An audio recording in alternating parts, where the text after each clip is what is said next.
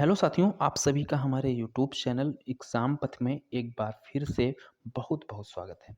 सर्वप्रथम आप सभी को दीपावली की ढेर सारी शुभकामनाएँ हैं और आप सभी के लिए हम मंगल कामनाएँ हैं कि आप लोग अगली दीपावली आते-आते किसी न किसी सरकारी पदों पे चयनित अवश्य हों। चैनल पे अगर आप नए हों तो चैनल को सब्सक्राइब ज़रूर कर लीजिएगा, जिससे कि क्या होगा कि आपको नोटिफ़िकेशंस जो हैं वो मिलते रहेंगे। हम लोग आज बात करेंगे संविधान के विषय में और उसके अंतर्गत कुछ महत्वपूर्ण जो अधिनियम हैं, महत्वपूर्ण जो एक्ट हैं, उनके बारे में भी यहाँ पे हम लोग बातें करेंगे। तो सबसे पहले जान लेते हैं कि संविधान क्या होता है। तो दोस्तों संविधान क्या होता है? एक प्रकार का एक लीगल दस्तावेज या वैधानिक दस्तावेज होता है और इसमें क्या होता है किसी भी देश की जैसे राजनीतिक व्यवस्था है, क्या कह सकते हैं न्याय व्यवस्था है, वो इससे माध्यम से संचालित की जाती है। इसके अलावा संविधान के ही माध्यम से जो देश के नागरिक होते हैं, तो उनके हितों की भी रक्षा की जाती है। ठीक? तो कानूनन देखा जाए तो संविधान जो होता है, वो किसी भी न्याय व्यवस्था, राजनीतिक व्यवस्था, ठीक, इन सभी के लिए सर्वोच्च माना जाता है। ठीक है? तो ये तो संविधान के बारे में एक बात हो गई। अब हम भारत में संविधान निर्माण की प्रक्रिया थी, वो कैसी रही है, उसके बारे में बात करेंगे। तो संविधान निर्माण की प्रक्रिया ऐसा माना जाता है कि ईस्ट इंडिया कंपनी के आने के बाद आपको पता है ईस्ट इंडिया कंपनी आई, उसने व्यापार के माध्यम से यहाँ प्रवेश किया और धीरे-धीरे समय के साथ जो वो भारतीयों के संपर्क में आए, उनको लगा कि हाँ, यहाँ पे हम अपनी राजनीतिक स्थिति को मजबूत कर सकते हैं। इसीलिए उन्होंने धीरे-धीरे अपनी समस्त चीज़ों को मजबूत बनाया। आपको ध्यान होगा 1757 और 1764 के जो युद्ध हुए थे, 1757 में कौन-सा हुआ है? वो हुआ है प्लासी का युद्ध और 1764 में हुआ है बक्सर का युद्ध। ये 2 युद्ध ऐसे थे, इसने क्या किया था भारत की राजनीति को बदल दिया था। इन्हीं दोनों युद्धों के माध्यम से अंग्रेज़ों के हाथ में सर्वाधिक जो सत्ताएँ कह सकते हैं या कह सकते हैं शक्तियाँ हैं या भारत की जो राजनीतिक और प्रशासनिक जो नियंत्रण है, वो भारत में स्थापित हो जाता है। ठीक है? तो इसीलिए ऐसा माना गया कि अब जो प्रशासन और राजनीति दोनों में कंपनी ने चीज़ें टेक ओवर कर ली। अब क्या होगा? अब उसको प्रशासन चलाना होगा, शासन चलाना होगा। तो शासन और प्रशासन के लिए क्या कर रहा है उसने विभिन्न प्रकार के चार्टर एक्ट क्या किए? चार्टर एक्ट जो हैं वो क्या किए? पारित किए। ठीक है? उसके बाद जब 1858 आता है तो वहाँ पे क्या होता है जो कंपनी जो होती है वो ताज के अधीन हो जाती है। अर्थात जो इंग्लैंड का क्राउन था उसके अधीन हो जाती है। तो वहाँ से क्या होता है तो इंग्लैंड के जो राजा थे ताज था उसने जो थे विभिन्न प्रकार के अधिनियम बना के भारत पर शासन चलाया। ठीक है? तो इन्हीं अधिनियम को हमको आज डिस्कस करना है। चलिए, अब हम लोग क्या करेंगे सबसे पहला अधिनियम जो है उसके बारे में पढ़ेंगे।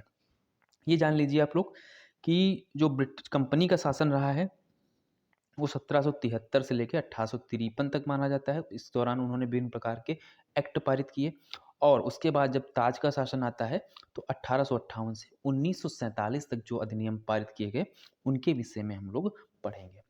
तो चलिए सबसे पहला अधिनियम हम लोग पढ़ लेते हैं, वो है रेगुलेटिंग एक्ट। ठीक? Regulating act 1773। रेगुलेटिंग क्या होता है? रेगुलेट करना अर्थात नियम पूर्वक संचालन करना क्या कहलाता है? रेगुलेट करना कहलाता है।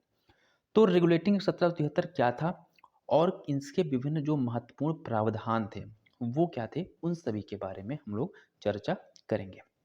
तो सबसे पहले ये जो एक्ट लाया गया था, तो वो ब्रिटिश प्रधानमंत्री लॉर्ड नॉर्थ कौन था?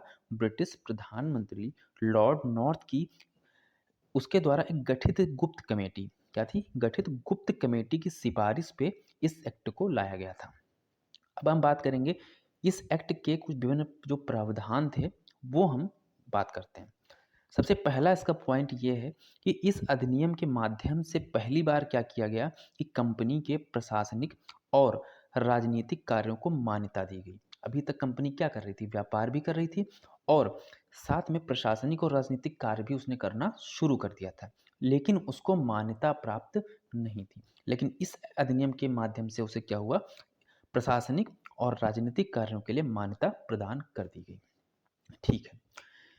दूसरा पॉइंट इसका क्या है कि यहीं से भारत में क्या है, केंद्रीय प्रशासन की क्या पड़ी, नींव पड़ी। किसकी पड़ी, यहीं से केंद्रीय प्रशासन की क्या पड़ी, नींव पड़ी। केंद्रीय प्रशासन आप जानते हैं कि एक जगह से रह के विभिन्न क्षेत्रों को विभिन्न क्षेत्रों में प्रशासन करना या शासन करना, वो केंद्रीय प्रशासन कहलाता है। ठीक है, तीसरा पॉइंट बात करते हैं। तीसरा पॉइंट महत्वपूर्ण है। इसके अंतर्गत क्या था कि बंगाल का जो गवर्नर था, क्या होता था, जो बंगाल में गवर्नर था तो उसको बंगाल का गवर्नर जनरल कहा जाने लगा। क्या कहा जाने लगा, बंगाल का गवर्नर जनरल इसको कहा जाने लगा। ठीक है, चौथा इसका बिंदु महत्वपूर्ण ये है कि गवर्नर जनरल जो होता था बंगाल का, तो उसकी सहायता के लिए क्या किया गया, एक 4 सदस्यीय जो है परिषद का गठन कर दिया गया। ये 4 सदस्यों का क्या कार्य था कि गवर्नर जनरल को विभिन्न चीज़ों के लिए सहायता या परामर्श प्रदान करना। पांचवा इसका बिंदु क्या था, पांचवा बिंदु ये है कि बंगाल का गवर्नर जनरल तो ये हो गया, लेकिन प्रथम बंगाल का गवर्नर जनरल कौन था, तो वो था वारेन हेस्टिंग। प्रथम गवर्नर जनरल कौन कहलाया, वारेन हेस्टिंग कहलाया। ठीक है, छठा पॉइंट क्या है, जब गवर्नर जनरल का पद बना दिया गया, ठीक है, तो उसमें एक चीज़ की गई कि जो अन्य प्रेसिडेंसी थी जैसे मद्रास और बम्बई, तो इन दोनों प्रेसिडेंसी में क्या होते थे, गवर्नर होते थे।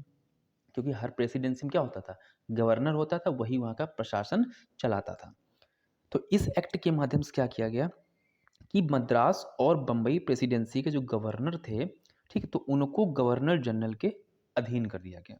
मतलब मद्रास बम्बई के जो गवर्नर थे वो अब किसके अंतर्गत कार्य करेंगे, गवर्नर जनरल था बंगाल का, उसके अंतर्गत कार्य करेंगे। तो ये इस एक्ट के माध्यम से किया गया। सातवां सबसे महत्वपूर्ण पॉइंट क्या है कि इसी एक्ट के माध्यम से 1774 में क्या किया जाता है, कोलकाता में एक सर्वोच्च न्यायालय की स्थापना की गई थी। क्योंकि कहीं ना कहीं जो गवर्नर होते थे वो अपने जो अधिकार थे, उनकी शक्तियाँ थीं, ठीक है, उनका दुरुपयोग भी किया करते थे।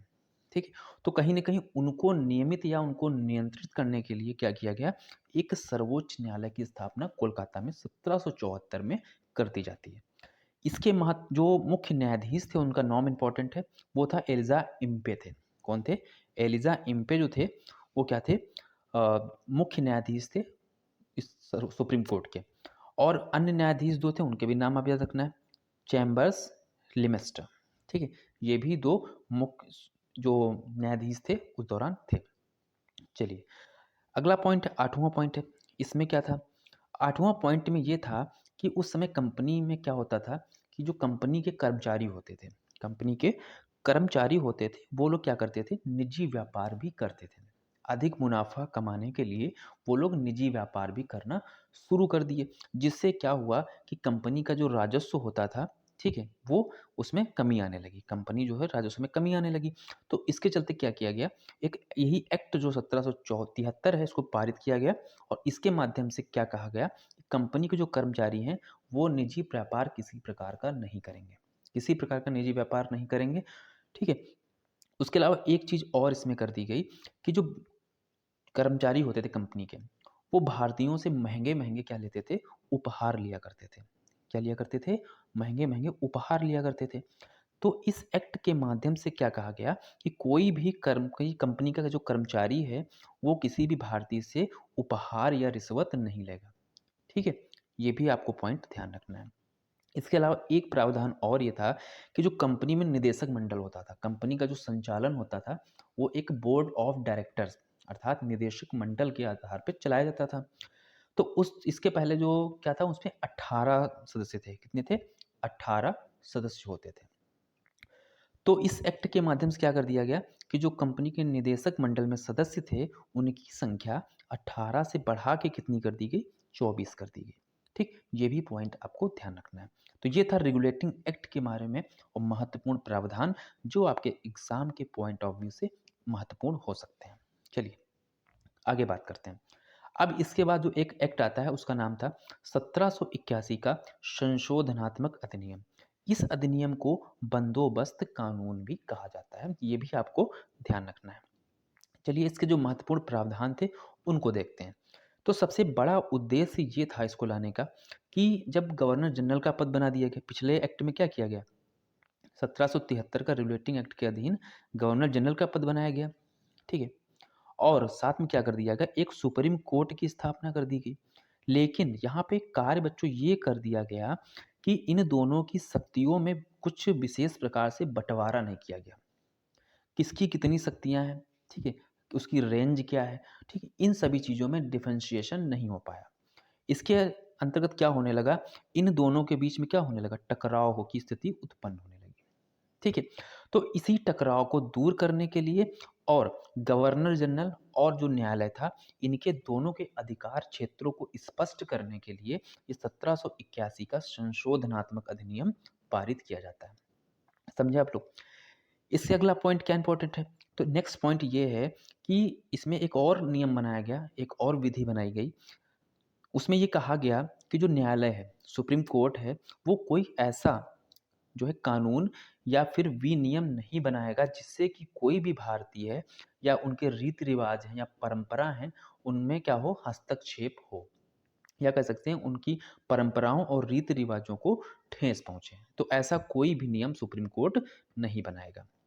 इसके अलावा एक बात और इसके अंतर्गत इम्पोर्टेंट थी कि अगर कोई व्यक्ति प्रांतीय न्यायालय से संतुष्ट नहीं है, प्रांतीय न्यायालय कोई निर्णय देता है और वो उससे संतुष्ट नहीं है, तो वो क्या कर सकता है, गवर्नर जनरल के पास जाके अपील कर सकता है। ऐसा इस अधिनियम में बोला गया। ठीक है, तो ये दो अधिनियम हो गए। और इसके बाद जो अधिनियम आता है वो भी आपके लिए इंपॉर्टेंट है, पिट्स इंडिया एक्ट 1784। ये भी एक्ट जो है आप सभी के लिए बेहद महत्वपूर्ण है। चलिए बात करते हैं इसके में कौन-कौन सी चीज़ें थीं और इसके जो प्रावधान थे वो क्या थे। पिट्स इंडिया एक्ट में सबसे महत्वपूर्ण जो कार्य था वो फर्स्ट पॉइंट में आपको यहाँ पर लिखा मिल रहा है कि जो कंपनी थी, ठीक है, व्यापार और जो है राजनीति और साथ में प्रशासनिक जो है कार्य वो कर रही थी। लेकिन इस एक्ट के माध्यम से क्या कर दिया गया कि जो कंपनी के व्यापारिक कार्य और राजनीतिक जो क्रियाकलाप थे इन दोनों को अलग-अलग कर दिया गया। ठीक है? इन दोनों को अलग-अलग कर दिया जाता है इस एक्ट के माध्यम से। ठीक है? फिर क्या है, इस अधिनियम के माध्यम से क्या हुआ, द्वैत शासन की भी शुरुआत हुई। ये मैं आपको आगे बताऊँगा कि द्वैत शासन कैसे प्रारंभ हुआ। इसके बाद क्या है? इसके बाद एक और पॉइंट है कि इस अधिनियम को ताज के स्वामित्व वाला पहला वैधानिक दस्तावेज कहा गया। इस अधिनियम के माध्यम से क्या था कि जो ताज था या कह सकते हैं जो ब्रिटिश क्राउन था, उसने और ज़्यादा कंट्रोल करने का प्रयास किया किस पे? कंपनी पे। ठीक है? तो इसीलिए कहा जाता है कि जो ताज के स्वामित्व वाला एक पहला जो था वैधानिक दस्तावेज था। ठीक है? इसके अंतर्गत होता क्या है? अब उन्होंने व्यापारिक और प्रशासनिक जो कार्य थे उनको अलग कर दिया। इसके अंतर्गत एक काम ये हुआ कि इंग्लैंड में क्या हुआ, 6 सदस्यीय अर्थात 6 सदस्यों की एक नियंत्रण मंडल, जिसको बोलते हैं बोर्ड ऑफ कंट्रोल, उसकी स्थापना कर दी जाती है। ठीक है? अब हुआ ये कि अब भारत जो उपनिवेश था कंपनी का, वहाँ पे 2 शासक हो गए। एक तो क्या था कि जो कंपनी थी वो बोर्ड ऑफ डायरेक्टर के माध्यम से शासन कर रही थी। ठीक है? और उसी के साथ क्या हो गया, एक नियंत्रण बोर्ड का समझ सकते हैं कि जो चीज़ों को नियंत्रित करे। ठीक, कंपनी की जो नियंत्रित करने के लिए ही इसको बनाया गया था। तो एक तरफ वो कंपनी शासन कर रही थी बोर्ड ऑफ डायरेक्टर की तरफ से, और दूसरा जो शासक वर्ग ये उत्पन्न हो गया कि जो बोर्ड ऑफ कंट्रोल क्या था, बोर्ड ऑफ कंट्रोल जो था उसके माध्यम से जो था वो ताज शासन कर रहा था। तो इस तरीके से क्या हो गया, यहाँ पे द्वैत शासन की जो है वो शुरुआत मानी जाती है। ठीक, 2 शासक अलग-अलग जो है वो शासन कर रहे हैं, इसी को द्वैत शासन कहा गया और यहीं इस एक्ट के माध्यम से शुरुआत भी होती है, ये आपको ध्यान रखना है। फिर क्या है कि गवर्नर जनरल की परिषद में क्या-क्या सदस्यों की संख्या पहले कितनी थी? 4 थी। मैंने अभी बताया पहले 4 सदस्य होते थे। तो इस एक्ट के माध्यम से उन सदस्यों की संख्या 4 से कितनी कर दी गई? 3 कर दी गई। एक जो था वो कम कर दिया गया। आगे बढ़ते हैं। इसके बाद एक्ट जो आता है वो 1786 का संशोधनात्मक जो अधिनियम है वो आता है। इसके बारे में हम लोग पढ़ते हैं, इसके बारे में महत्वपूर्ण पॉइंट क्या हैं। तो पहला पॉइंट है कि इस अधिनियम को लाए जाने का जो कारण था वो क्या था कि गृह सरकार के जो क्षेत्र में, ठीक है, जहाँ पे द्वैत शासन की स्थापना हो गई थी। अभी मैंने बताया कि भारत में क्या था, द्वैत शासन की स्थापना हो गई थी। तो ऐसा ना हो कि एक तरफ कंपनी शासन कर रही है, एक तरफ क्या कर रही है, कंपनी शासन कर रही है, और दूसरी तरफ जो है वो बोर्ड ऑफ कंट्रोल के माध्यम से ताज भी शासन कर रहा है। तो इन दोनों के बीच में क्या हो, टकराव ना हो, रस्साकसी ना हो, और साथ में जो इन्हीं टकराव की वजह से क्या होते हैं, विभिन्न कार्यों में विलंब भी हो जाता था। तो इन जो टकराव को दूर करने के लिए, ठीक है, इस द्वैत शासन के माध्यम से जो टकराव की स्थिति उत्पन्न हो रही थी, रस्साकसी की स्थिति उत्पन्न हो गई थी, इसको दूर करने के लिए इस एक्ट को यहाँ पे लाया गया था। इसके अंतर्गत क्या हुआ कि गवर्नर जनरल जो होता था, कौन था, गवर्नर जनरल को क्या बना दिया गया, सेना का सर्वोच्च सेनापति बना दिया गया। सेना का सर्वोच्च सेनापति गवर्नर जनरल को बना दिया गया। और जो पहला जो था वो सर्वोच्च सेनापति बना कौन था, वो बना था लॉर्ड कॉर्नवालिस। कौन बना था, लॉर्ड कॉर्नवालिस, इसका नाम आप लोग ध्यान रखेंगे। अगला एक्ट है, उसके बारे में पढ़ते हैं। अब आ गया चार्टर एक्ट 1793। इसके माध्यम से कौन कौन से प्रावधान हैं उनको हम लोग देखते हैं। तो सबसे पहला पॉइंट साथियों है कि ब्रिटिश पार्लियामेंट द्वारा जो प्रथम चार्टर एक्ट है वो पारित किया गया था। क्या था, ब्रिटिश पार्लियामेंट के द्वारा पहला चार्टर एक्ट जो है ये पारित किया गया था। ये आपको ध्यान रखना है। फिर क्या होता है कि इस चार्टर एक्ट के माध्यम से ये क्या किया गया, जो कंपनी का व्यापारिक एकाधिकार था उसको 20 वर्षों के लिए इंक्रीज कर दिया गया, 20 वर्षों के लिए बढ़ा दिया गया। किसके, कंपनी के एकाधिकार को। ठीक है, व्यापारिक एकाधिकार आप समझते होंगे, ठीक है, कि एक ही इंसान व्यापार करेगा। कंपनी थी तो अर्थात कह सकते हैं कि इंग्लैंड में जो थे, तो इंग्लैंड की कंपनी यहाँ पे आई थी, तो मतलब इंग्लैंड में सिर्फ कंपनी ही यहाँ पे व्यापार कर सकती थी, अन्य नागरिक या अन्य कोई इंग्लैंड की कंपनी थी वो भारत में व्यापार नहीं कर सकती थी। ठीक, ये बात आप ध्यान रखेंगे। फिर अगला पॉइंट है कि इस एक्ट माध्यम क्या हुआ कि बोर्ड ऑफ कंट्रोल के सदस्यों का जो वेतन था वो भारतीय राजस्व से दिया जाने लगा। अभी तक क्या था, जो बोर्ड ऑफ कंट्रोल की स्थापना हुई थी तो उनके सदस्यों को जो सैलरी दी जाती थी, ठीक है, वो इंग्लैंड के ही माध्यम से दी जाती थी। लेकिन इस एक्ट के माध्यम से क्या किया कि इनका जो 6 सदस्य थे, इनकी जो सैलरी है वो कहाँ दी जाएगी, भारत के राजस्व से दी जाएगी। अर्थात यहीं पे काम करो, यहीं से सैलरी लो। कुल मिला के जो अंग्रेज थे वो भारत से धन को क्या कर रहे थे, निकालना चाह रहे थे। जितने से ज़्यादा धन खींच लो भारत से, ऐसा वो लोग चाह रहे थे।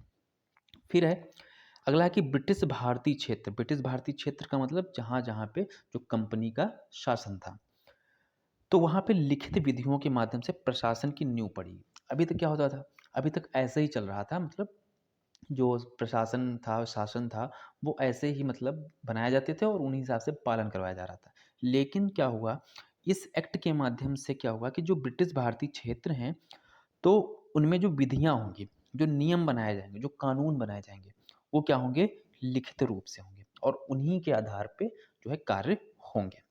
लेकिन अब बात आई तो चलो लिखित कानून तो उन्होंने बना दिए, लेकिन बात ये आई कि अगर कोई लिखित कानून को समझने में दिक्कत हुई, ठीक है, कहीं पे टकराव की स्थिति उत्पन्न हुई, तो इन कानूनों और विनियमों की व्याख्या कौन करेगा? कौन समझाएगा कि इसका जो है मतलब क्या है? तो इन कानून और विनियमों की जो व्याख्या करने का अधिकार दिया गया, वो किसको दे दिया गया? न्यायालय को दे दिया गया। किसी भी स्थिति, अगर टकराव की स्थिति या कोई भी जटिल स्थिति उत्पन्न होगी, तो जो कानून होंगे, इनकी व्याख्या जो है वो कोर्ट करेगा। ठीक, ये महत्वपूर्ण जो प्रावधान थे इस एक्ट के। चलिए, आगे हम अगले एक्ट के बारे में बात करते हैं। सभी महत्वपूर्ण बिंदु हैं, एक-एक पॉइंट आपके लिए बेहद महत्वपूर्ण है। ठीक है, नोट्स बना लीजिए, पढ़ लीजिए। अगला पॉइंट है चार्टर एक्ट 1813। अब हमें इसके बारे में पढ़ना है। तो चार्टर एक्ट 1813 का सबसे पहला प्रावधान आपको ध्यान रखना है कि कंपनी का व्यापारिक एकाधिकार समाप्त कर दिया गया इस एक्ट के माध्यम से। क्यों समाप्त हुआ? क्योंकि जो ब्रिटिश पार्लियामेंट थी उस पे कहीं ना कहीं जो वहाँ के नागरिकों का दबाव था कि कंपनी ही वहाँ पे जो है चीज़ें व्यापार कर रही है, हम लोगों को भी मौका दिया जाए। ठीक है, तो उन्हीं दबाव के आज चलते चलते क्या हुआ कि कंपनी का व्यापारिक एकाधिकार समाप्त कर दिया गया और सिर्फ चीन और चाय का जो व्यापार था इसको छोड़ दिया गया। इसमें अभी भी कंपनी का एकाधिकार मौजूद था। ठीक है, व्यापारिक एकाधिकार जब समाप्त कर दिया गया तो क्या हुआ, इससे फ़ायदा क्या हुआ कि जो कंपनी के अलावा जो अंग्रेज़ थे इंग्लैंड के, वो लोग क्या कर सकते थे, यहाँ पे आ सकते थे भारत, वहाँ पे अपना व्यापार कर सकते थे, ज़मीन खरीद सकते थे, ठीक है? तो ये सब चीज़ें वहाँ पे इनके लिए मुमकिन हो गई। दूसरा पॉइंट इम्पोर्टेंट ये है कि इसी एक्ट के माध्यम से क्या हुआ कि ईसाई मिशनरी कौन होते हैं? जो ईसाई धर्म का प्रचार-प्रसार करते हैं। तो ईसाई मिशनरियों को भारत में धर्म प्रचार करने की छूट दे दी कि आप लोग आइए और यहाँ पे अपने धर्म का प्रचार-प्रसार करिए। इस एक्ट के माध्यम से ये भी किया गया। और विलियम विल्बरफोर्स, ठीक है? इनके नेतृत्व में पहली बार ईसाई मिशनरी जो थे वो भारत में प्रवेश किए थे। ये भी आपको ध्यान रखना है, विलियम विल्बरफोर्स। एक और प्रावधान इस एक्ट के माध्यम से हुआ कि भारतीय शिक्षा थी उस पे 1 लाख रुपए का प्रावधान कर दिया गया। अंग्रेज बीच-बीच में भारतीयों को लुभाने के लिए, ठीक है, कई चरी चीज़ें उनके लिए करते थे, लेकिन कहीं न कहीं उद्देश्य उनका अपने ही हित में होता था। क्योंकि भारत का प्रशासन इतना बड़ा देश, उसके प्रशासन चलाने के लिए भारतीयों की ही ज़रूरत थी। तो भारतीयों को शिक्षित करना उनकी मजबूरी थी, ठीक है? तभी वो आगे प्रशासन चला सकते थे, ठीक है? तो इसलिए भारतीय शिक्षा पे उन्होंने 1 लाख रुपए का प्रावधान कर दिया। नेक्स्ट है, अब पढ़ेंगे हम चार्टर एक्ट 1813। तो चार्टर एक्ट 1813 में क्या होता है? चलिए इसके बारे में बात करते हैं। तो इसमें क्या हुआ कि कंपनी का जो व्यापारिक एकाधिकार था पूरी तरह समाप्त कर दिया गया। अभी तक क्या था, चीन और चाय का व्यापार में अधिकार मौजूद था, लेकिन इस एक्ट के माध्यम से कहा गया कि जो कंपनी का व्यापारिक एकाधिकार है पूरी तरीके से समाप्त है। चीन और चाय में भी व्यापारिक एकाधिकार जो है उसको समाप्त कर दिया गया। ये बात आप ध्यान रखेंगे। दोनों पॉइंट हैं, दोनों अलग अलग हैं। फिर अगला पॉइंट, इसके अंतर्गत क्या था, यूरोप के नागरिकों को भारत आने और यहाँ की भूमि व संपत्ति खरीदने का भी अधिकार इस एक्ट के माध्यम से प्रदान कर दिया गया कि यूरोप का कोई भी नागरिक यहाँ पे आ सकता है भारत में और यहाँ पे ज़मीन खरीद सकता है, यहाँ पे बस सकता है, यहाँ पे व्यापार कर सकता है, ऐसा सब कुछ यहाँ पे कर सकता है। इस एक्ट के माध्यम से ये भी कार्य किया गया। अगला पॉइंट है, इसके अंतर्गत क्या कर दिया गया कि जो बंगाल का गवर्नर जनरल था, अभी हम लोग क्या पढ़ रहे थे कि जो बंगाल का गवर्नर जनरल था, अब उसका नाम बदला गया। अब क्या हुआ कि बंगाल का गवर्नर जनरल भारत का गवर्नर जनरल कहा जाने लगा, क्योंकि जो इस टाइम पीरियड में तो जो कंपनी जो थी, तो उसका जो प्रसार था, ठीक है, उसका साम्राज्य जो था वो बहुत ज़्यादा विस्तृत हो गया था, लगभग हर कहीं विस्तृत होने लगा था। तो इसके चलते बंगाल का गवर्नर जनरल अब भारत का गवर्नर जनरल कहा जाने लगा। अब यहाँ पे जो गवर्नर जनरल नियम बनाता था, वो कहीं न कहीं पूरे भारत में जो है वो मान्यता उसको प्राप्त हो गई थी। ठीक है? भारत का प्रथम गवर्नर जनरल कौन था? ये भी इम्पोर्टेंट है। तो भारत का प्रथम गवर्नर जनरल था विलियम बेंटिक। कौन था? विलियम बेंटिक जो था वो भारत का प्रथम गवर्नर जनरल था। चलिए अगला पॉइंट देखते हैं। इसमें एक प्रावधान और साथियों इम्पोर्टेंट किया गया, वो प्रावधान कौन-सा था कि गवर्नर जनरल की जो परिषद होती थी, 4 सदस्यीय जो परिषद होती थी, उसमें पहले तो 3 कर दिए गए। अब क्या हुआ, इस एक्ट के माध्यम से जो गवर्नर जनरल की परिषद थी, उसमें एक चौथा सदस्य जोड़ दिया गया। चौथा सदस्य इसमें जोड़ा गया। वो कौन था? वो एक विधि सदस्य था, अर्थात जो कानून को जानता हो, जो विभिन्न प्रकार की विधियों में पारंगत हो, समझ रखता हो। तो ऐसा एक सदस्य इस एक्ट के माध्यम से गवर्नर जनरल की परिषद में जोड़ दिया गया। और ये विधि सदस्य जो जोड़ा गया था कौन? तो ये जुड़ने वाला जो सदस्य था ये था लॉर्ड मैकाले। कौन था? लॉर्ड मैकाले था, जो पहला विधि सदस्य जो है वो गवर्नर जनरल की परिषद में नियुक्त हुआ। अगला है कि इस एक्ट के माध्यम से और क्या हुआ? तो इसी एक्ट के माध्यम से एक विधि आयोग की स्थापना की गई। क्या की गई? एक विधि आयोग की स्थापना इस एक्ट के माध्यम से की गई। और इस विधि आयोग का अध्यक्ष कौन था? वो था लॉर्ड मैकाले। कौन था? Lord Macaulay. ये सारी पॉइंट आप ध्यान रखेंगे, सारे पॉइंट बहुत इंपॉर्टेंट हैं। नेक्स्ट है, इस एक्ट के माध्यम से एक काम और किया गया। क्या किया गया? चलिए देखते हैं। तो इस एक्ट के माध्यम से दास प्रथा को समाप्त करने की घोषणा कर दी गई। क्या की गई? दास प्रथा को समाप्त करने की घोषणा कर दी गई।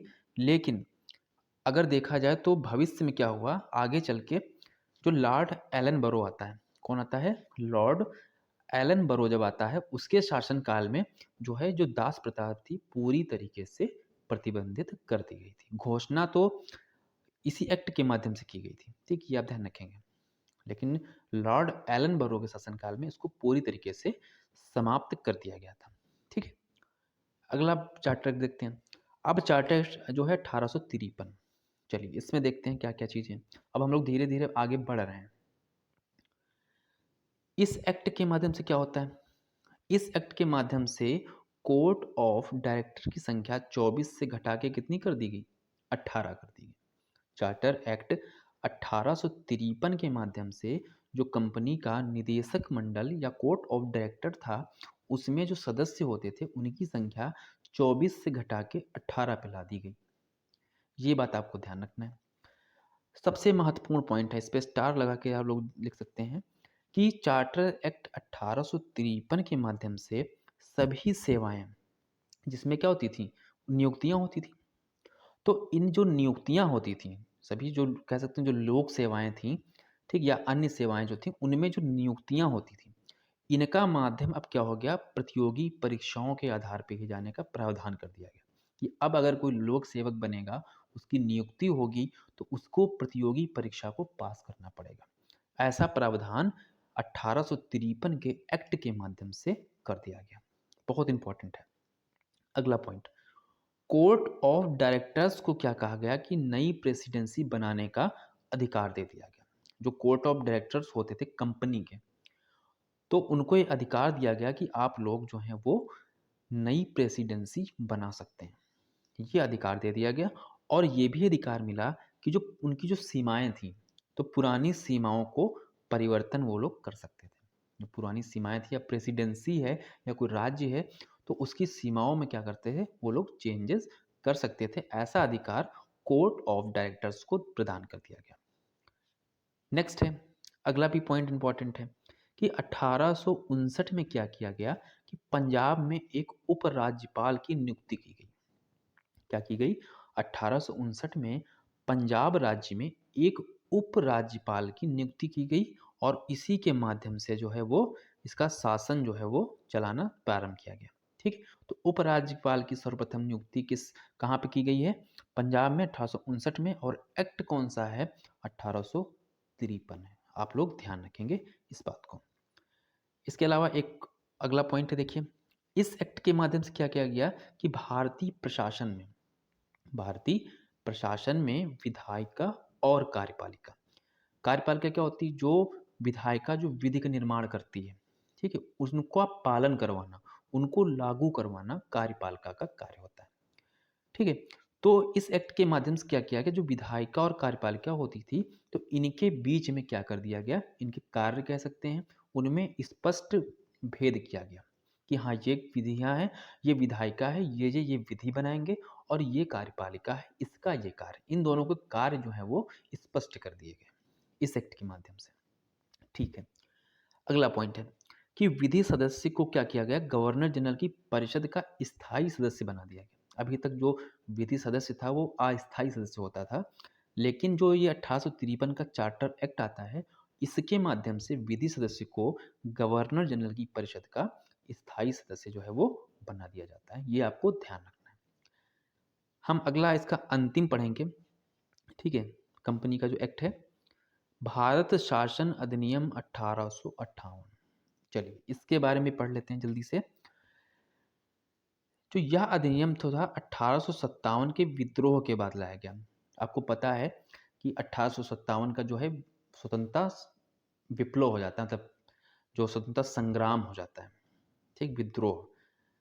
तो इसके विद्रोह होने के बाद में क्या होता है कि जो कंपनी होती है उस पे ताज का नियंत्रण हो जाता है पूरी तरीके से, अर्थात जो कंपनी होती है वो ताज के अधीन आ जाती है।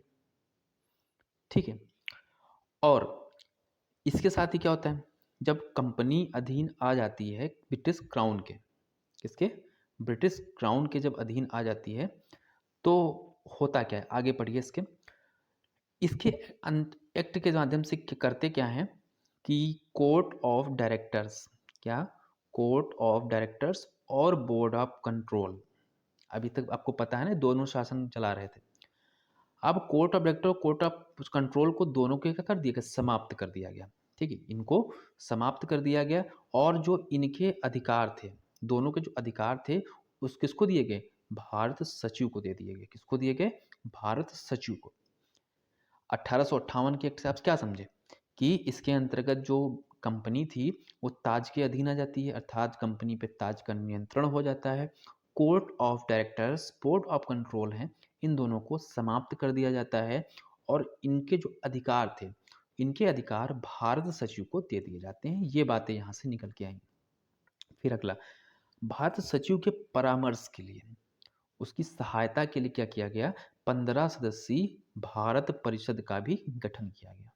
भारत सचिव जो था उसके लिए क्या बना दिया गया, 15 सदस्यीय भारत परिषद का गठन कर दिया गया कि आप भाई इनको रख लीजिए और ये आपकी शासन में सहायता करेंगे। ठीक है, इसी अधिनियम के माध्यम से क्या किया गया कि भारत का जो गवर्नर जनरल होता था, अब उसको क्या कहा जाने लगा, वायसराय कहा जाने लगा। क्या कहा जाने लगा, वायसराय। और भारत का प्रथम वायसराय कौन बना है, वो बना है लॉर्ड कैनिंग। ठीक, लॉर्ड कैनिंग। नेक्स्ट जो पॉइंट है, भारतीय वायसराय को भारत सचिव की आज्ञानुसार कार्य करने के लिए बाधित किया गया। जो वायसराय होता था वो क्या करता था, जो भारत सचिव होता था उसके ऑर्डर्स को फॉलो करता था। ऐसा इस एक्ट के माध्यम से किया गया। भारत परिषद का जो अध्यक्ष होता था, जो भारत परिषद का गठन किया गया था, तो उसका अध्यक्ष कौन था, भारत सचिव था। ये भी आपको ध्यान रखना है। नेक्स्ट, अर्थव्यवस्था और अखिल भारतीय सेवाओं के विषय में। ठीक है, जो इकोनॉमिकल जो चीज़ें होती थी और जो अखिल भारतीय सेवाएं होती थी, तो अगर इनके विषय में कोई भी मतलब राय है या कह सकते हैं कुछ सलाह है, ठीक है, तो इन केसेस में क्या होता था, जो भारत सचिव होता था वो भारत परिषद की राय मानने के लिए बाध्य था। अगर कोई अर्थव्यवस्था से संबंधित मुद्दा है, उसमें कोई सलाह दी जा रही है परिषद की तरफ से, तब भी उसको मानना था। और अखिल भारतीय सेवा से रिलेटेड अगर कोई भी सलाह या परामर्श है, तब भी उस भारत सचिव को भारत परिषद के सदस्यों की जो है वो राय मानने इम्पोर्टेंट थी। ठीक है, तो ये तो साथियों हो गया 1858 तक हमने बातें कर ली। ठीक है, और वीडियो ज़्यादा लंबा हम नहीं करेंगे। ठीक है, इसमें हम लोग 1858 तक पढ़ लिए। इसके बाद 1861 से लेके आपका कहाँ तक हम लोग पढ़ेंगे, 1935। ठीक है, 1935 अधिनियम कहाँ से, 1861 से लेकर हम कहाँ तक पढ़ेंगे, 1935 के जो अधिनियम हैं इनके विषय में हम लोग नेक्स्ट वीडियो में पढ़ेंगे। बहुत महत्वपूर्ण पॉइंट हैं और एक एक पॉइंट को हमने आपके सामने बहुत ही आसान भाषा में रखा है और आप लोग नोट्स बना लीजिए। ठीक है, कभी भी इस टॉपिक में कन्फ्यूज़न नहीं होगा। सबसे ज़्यादा कन्फ्यूज़न इसी पॉइंट में होता है। ठीक है, तो इसलिए आप सभी के लिए हम लोग ये पॉइंट वाइज चीज़ों को लेके आए हुए हैं। आशा करते हैं आप सभी को वीडियो बहुत पसंद आया होगा और अगर वीडियो पसंद आया तो आप लोग वीडियो को लाइक ज़रूर करें, सब्सक्राइब करें हमारे चैनल को और हमारे चैनल को सपोर्ट करें। ठीक है, एक बार फिर से आप सभी को इस दिवाली की ढेर सारी शुभकामनाएं। दिवाली की बहुत सारी आप सभी को शुभकामनाएं। ठीक है, आप लोग अच्छे से दीपावली सेलिब्रेट कीजिए। ठीक है, और सुरक्षित रहिए, आराम से पटाखे वगैरह आराम से दगाइए। ठीक है, और हमारा जो वीडियो है नेक्स्ट वीडियो आपको कल देखने को मिलेगा और ऐसे ही आप लोग सपोर्ट बनाए रहिए। वैसे भी आप सभी का बहुत ज़्यादा प्यार मिल रहा है यूट्यूब पे। तो नेक्स्ट वीडियो हम लोग कल करेंगे और आशा करते हैं आप सभी को तैयार हो जाओ। इस वीडियो इसका टॉपिक जो है ख़त्म होने के बाद हम लोग एक टेस्ट सीरीज़ भी लगाएंगे, निश्चिंत रहिएगा। जैसे ही ये सारे एक्ट हम क्या करेंगे, समाप्त कर लेंगे। ठीक है, एक्ट समाप्त होने के बाद में हम क्या करेंगे, एक टेस्ट सीरीज़ भी लगाएंगे। ठीक है, आप लोग स्वयं देखेंगे कि आप लोग उस टेस्ट सीरीज़ को कितना बेहतर करते हैं। ठीक है, तो नेक्स्ट वीडियो मिलते हैं और इसी चैनल पे, यहीं इसी जगह पे। और तब तक के लिए धन्यवाद। जय हिंद।